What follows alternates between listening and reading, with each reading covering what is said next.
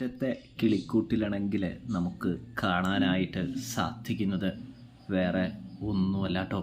അതായത് നമ്മുടെ നിധിയെ വലിയ അപമാനത്തിൽ നിന്നും സങ്കടത്തിൽ നിന്നും കരകയറ്റുകയാണ് സുധീഷ് അങ്ങനെ ചെയ്യുമ്പോൾ നിധിയാണെങ്കിൽ നല്ല രീതിയിൽ തന്നെ മനസ്സുകൊണ്ട് സന്തോഷിക്കുന്നുണ്ട്.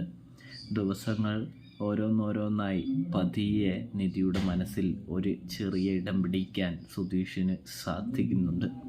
അതുകൊണ്ട് തന്നെ ആ അവന്മാരെ അടിച്ച് നിരത്തി കഴിയുമ്പോൾ നമ്മുടെ സുധീഷ് നിധിയുടെ അടുത്തേക്ക് വന്ന് നിനക്കിപ്പോൾ സമാധാനമായില്ലേ, സന്തോഷമായില്ലേ, സങ്കടമൊക്കെ പോട്ടെ, കണ്ണീര് തുടക്കി എന്ന് പറയുന്നത് കാണാൻ സാധിക്കും. ഇതേ സമയം സുധീഷിനെ നിധി കെട്ടിപ്പിടിക്കുന്നുണ്ട്. എന്തായാലും നന്നായി സുധീഷ് എന്ന് പറയുന്നു. എനിക്ക് ഒരുപാട് വിഷമമുണ്ടായിരുന്നു, ഇപ്പം അതെല്ലാം മാറി എന്ന് പറയുന്നത് കാണാൻ സാധിക്കും.